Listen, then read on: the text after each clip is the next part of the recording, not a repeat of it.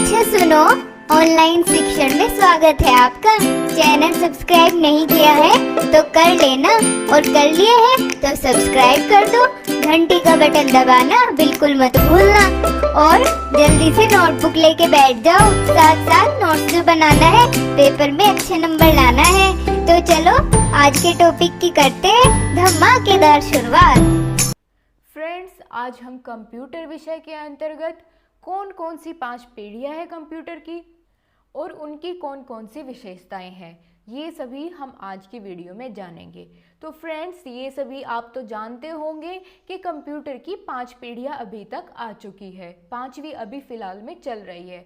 तो आपके सामने ये कुछ कंप्यूटर की पिक्चर्स है जिनमें पीढ़ी दर पीढ़ी होने वाले चेंजेस आपके सामने दर्शाए गए हैं कि पहली पीढ़ी में कंप्यूटर कैसा होता था, दूसरी पीढ़ी में उसमें क्या चेंजेस हुए और बाद में वह कैसा दिखने लगा, तीसरी पीढ़ी में कौन से चेंज आए, फिर वह कैसा हो गया, चौथी पीढ़ी में किस तरह से और 5वीं पीढ़ी में किस तरह से। तो अब हम जानते हैं इन सबको डिटेल में। तो चलिए सबसे पहले जानते हैं कंप्यूटर की प्रथम पीढ़ी के बारे में। दोस्तों, इसका समय था 1940 से 1956 तक। 1940 से 1956 तक प्रथम पीढ़ी चली, जिसकी क्या क्या खास बातें थी वो हम देखेंगे। प्रथम पीढ़ी के कंप्यूटर में सर्किट के लिए निर्वात पंप का और मेमोरी के लिए चुंबकीय ड्रम का उपयोग किया जाता था। इसे रखने के लिए पूरे रूम की ज़रूरत पड़ती थी क्योंकि इसका आकार बहुत बड़ा था। इसे मशीनी भाषा में कमांड देना होता था। इसका उपयोग बहुत महंगा होता था और इसके लिए काफ़ी बिजली लगती थी और यह बहुत अधिक और जल्दी गर्म हो जाता था। इसके अंतर्गत कौन कौन से कंप्यूटर आते थे? यूनिवैक, एडवैक और एनिएक कंप्यूटर इस पीढ़ी के कुछ कंप्यूटर हैं। तो दोस्तों, क्या थी प्रथम पीढ़ी की विशेषताएं? सबसे पहले तो आप इसका टाइम पीरियड याद कीजिए, 1940 से 1956 तक। 1940 से 1956 तक कौन सी पीढ़ी आई? कंप्यूटर की प्रथम पीढ़ी। 1940 से 1956 तक प्रथम पीढ़ी के कंप्यूटर काफ़ी बड़े थे, उन्हें रखने के लिए पूरे रूम की ज़रूरत होती थी। और कौन सी? इनमें मशीनी भाषा का प्रयोग किया जाता था और ये बहुत ज़्यादा महंगे होते थे और बहुत ज़्यादा बिजली इनको चलाने के लिए प्रयोग में ली जाती थी और ये बहुत जल्दी गर्म हो जाते थे।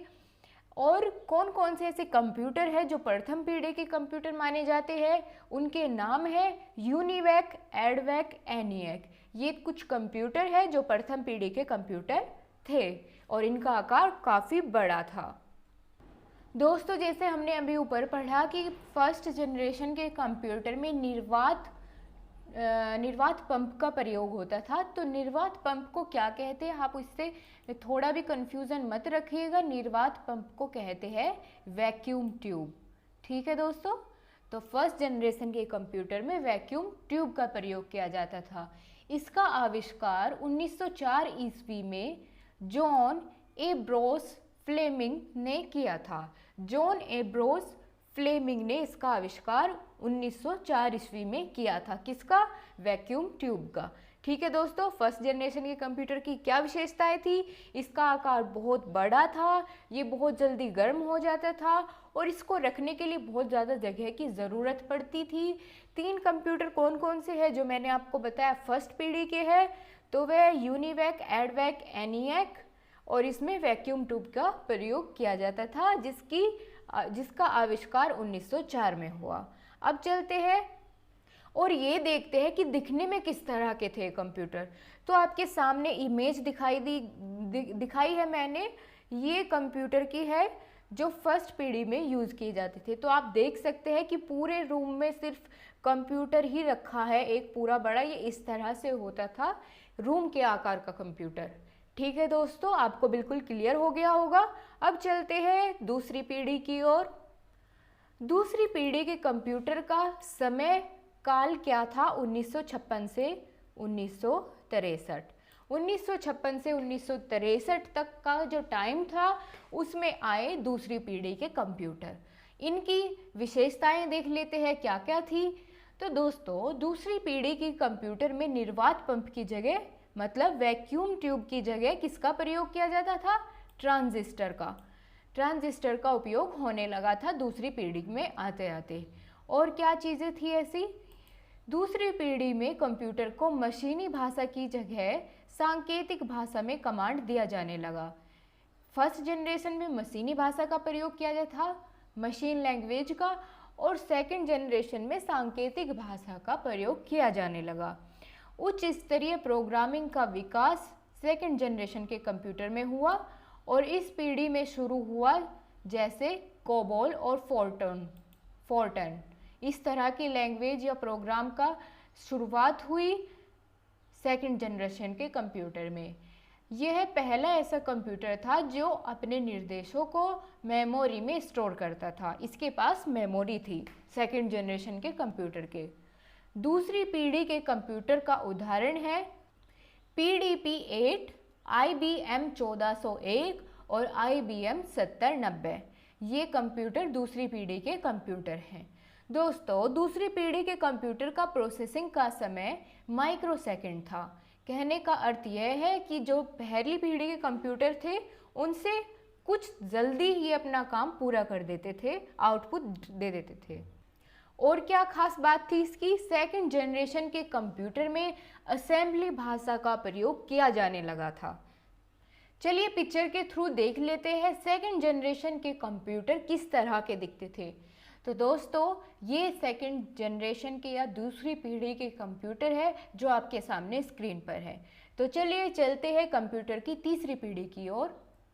दोस्तों, कंप्यूटर की तीसरी पीढ़ी का जो समय काल था वह था 1964 से 1971 तक। 1964 से 1971 तक का टाइम पीरियड कंप्यूटर की तीसरी पीढ़ी का था। इसमें क्या क्या विशेषताएं थी? आईसी का आविष्कार कंप्यूटर की तीसरी पीढ़ी की शुरुआत में हुआ। आईसी क्या होती है फ्रेंड्स? आपको इसकी फुल फॉर्म पता है? तो इस आईसी की फुल फॉर्म होती है इंटीग्रेटेड चिप। तो थर्ड जनरेशन के कंप्यूटर में इंटीग्रेटेड चिप का प्रयोग होने लगा था। और आईसी का जो विकास था या आविष्कार कह सकते हैं, वो किसने किया था? JL Kilby. इन्होंने आईसी चिप्स का या फिर इंटीग्रेटेड चिप का आविष्कार किया था। इस पीढ़ी के कंप्यूटर में ट्रांजिस्टर की जगह आईसी का प्रयोग होने लगा था, जो कि सिलिकॉन चिप पर लगा हुआ होता था। ये चिप किसकी बनी होती थी? सिलिकॉन की। ठीक है।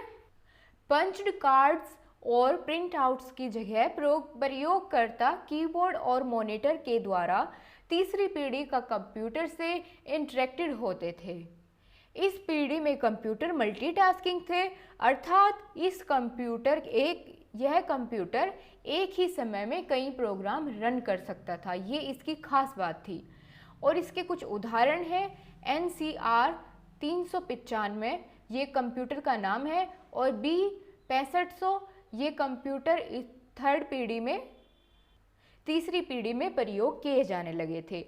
तो एक बार फिर से रिवाइज करते हैं। हमने क्या पढ़ा कि तीसरी पीढ़ी का जो समय काल था वह था 1964 से 1971 तक। इसमें ट्रांजिस्टर की जगह क्या चीज़ आ गई? IC, integrated chip. Integrated chip का आविष्कार JS किल्बी ने किया था और ये सिलिकॉन की बनी होती थी। और ये थर्ड जो जनरेशन थी उसके कंप्यूटर कैसे होते थे? ये मल्टीटास्किंग थे, एक साथ कई सारे प्रोग्राम रन कर सकते थे। उनमें से कुछ का नाम है NCR 395 और B6500। ठीक है दोस्तों, अब देखते हैं किस तरह के दिखते थे थर्ड जनरेशन के कंप्यूटर्स। आपके सामने पिक्चर है, आप देख सकते हैं किस तरह के ये कंप्यूटर दिखते थे थर्ड जनरेशन के। ठीक है फ्रेंड्स, अब देखते हैं चौथी जनरेशन किस प्रकार की थी। कंप्यूटर की चौथी पीढ़ी का समय काल 1971 से लगभग 1990 तक था। ठीक है फ्रेंड्स, अभी कुछ टाइम पहले तक 1971 से लगभग 1990 तक का जो समय काल था वो चौथी पीढ़ी के कंप्यूटर के लिए था। चौथी पीढ़ी के कंप्यूटर में माइक्रो प्रोसेसर का प्रयोग किया जाने लगा। आईसी के जगह पे इन्होंने माइक्रो प्रोसेसर का प्रयोग किया, जिसमें हजारों आईसी एक सिलिकॉन चिप पर लगे होते थे। इसमें एक साथ हजारों आईसी लगे होते थे जिसे हम बोलते थे माइक्रो प्रोसेसर। इंटेल 404 चिप का आविष्कार 1971 में हुआ, जो इस पीढ़ी के कंप्यूटर में उपयोग लाया जाने लगा था। इसी पीढ़ी के कंप्यूटर में GUIS का विकास हुआ और कंप्यूटर में माउस का उपयोग होने लगा। तो चौथी पीढ़ी में जाके तब माउस का प्रयोग होने लगा था। चौथी पीढ़ी के कंप्यूटर के उदाहरण हैं एप्पल II और क्रे 1। तो क्या कुछ अलग हुआ चौथी पीढ़ी में, क्या सुधार हुए तीसरी पीढ़ी को देखते हुए? तो वे यह थे कि आईसी चिप की जगह तो हम प्रयोग करने लगे माइक्रो प्रोसेसर का, और माइक्रो प्रोसेसर बनता था हजारों चिप, हजारों आईसी के संग्रह से। ठीक है फ्रेंड्स, और इसमें पहली बार प्रयोग हुआ माउस का, और एप्पल II और कैरे 1 ये इसमें कंप्यूटर थे जो प्रयोग लाए जाते थे। देखते हैं किस तरह के थे ये कंप्यूटर दिखने में। तो ये आपके सामने है, ये तो बिल्कुल ऐसे है जैसे हम प्रयोग करते हैं। हम अभी तक जो है वो चौथी पीढ़ी के कंप्यूटर ही प्रयोग कर रहे हैं, और इस तरह का दिखने में होता था माइक्रो प्रोसेसर। आप देख सकते हैं इसके अंदर हजारों इंटीग्रेटेड चिप्स लगी हुई है यहाँ पे, ये छोटी छोटी। तो इस तरह का दिखने में होता था माइक्रो प्रोसेसर। और हमारे आजकल के जो पीसी है ये चौथी पीढ़ी के ही है। अब चलते हैं पांचवी पीढ़ी की ओर, देखते हैं क्या कुछ नया हुआ इसके अंदर। फ्रेंड्स, पांचवी पीढ़ी में बहुत ज़्यादा चेंजेस आए इसमें। एक तो सबसे पहले इसका टाइम पीरियड देख लेते हैं। ये कुछ फिक्स नहीं है कि कब तक चलेगा। अभी फ़िलहाल में पांचवी पीढ़ी चल रही है कंप्यूटर की, जो फ्यूचर में काफ़ी टाइम तक चलती रहेगी। तो देख लेते हैं इसकी क्या क्या विशेषताएं थी। यह है, पांचवी पीढ़ी के कंप्यूटर कृत्रिम बुद्धि पर आश्रित है। आर्टिफिशियल इंटेलिजेंस पांचवी पीढ़ी के कंप्यूटर की खासियत है। फ्रेंड्स, इन कंप्यूटर में बहुत से काम हो गए हैं और कुछ होने बाकी भी है, क्योंकि इसी पर वर्क चल रहा है अभी। जैसे वॉइस रिकॉग्निशन सिस्टम, ये अभी पांचवी पीढ़ी के कंप्यूटर से ही शुरुआत हुई इसकी। और पैरेलल प्रोसेसिंग और सुपर कंडक्टर्स का उपयोग कृत्रिम बुद्धिमत्ता में मदद करता है, आर्टिफिशियल इंटेलिजेंस को बढ़ाता है। इस पीढ़ी में मुख्य उद्देश्य ऐसा कंप्यूटर बनाना है जो रोबोट इस पीढ़ी के कंप्यूटर हैं। पांचवी पीढ़ी में रोबोट जैसे दिखने वाले कंप्यूटर बनाए जा रहे हैं। आप इस पिक्चर के थ्रू देख सकते हैं कि इस तरह के कंप्यूटर की शुरुआत हुई है पांचवी पीढ़ी में। और फ्रेंड्स, इनकी सबसे बड़ी विशेषता ये है कि ये आर्टिफिशियल इंटेलिजेंस पर बेस्ड है।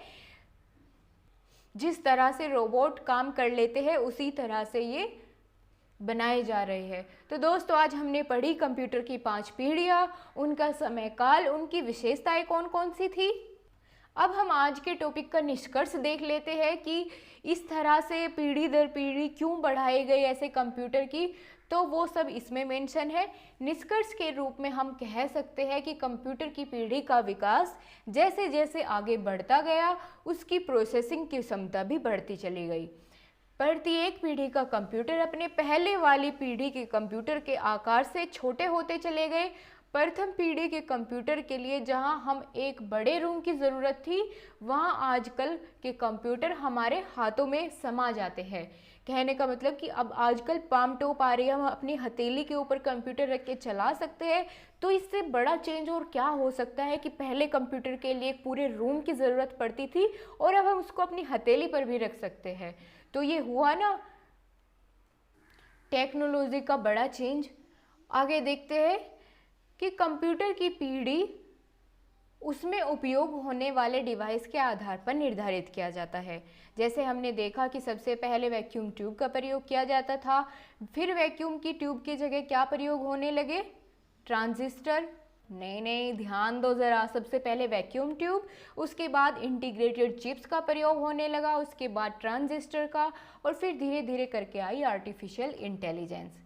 ठीक है फ्रेंड्स, तो आज की क्लास हम यहीं पे ख़त्म करते हैं। मिलते हैं अगली क्लास नए टॉपिक के साथ। आशा करती हूँ आपको बहुत अच्छे से सब कुछ समझ आया होगा। दोस्तों, अगर कोई भी पॉइंट आपको नहीं समझ आया है तो कमेंट बॉक्स में ज़रूर लिख भेजिए, और अगर आपके कोई भी सुझाव है तो हमारे साथ ज़रूर शेयर करिएगा।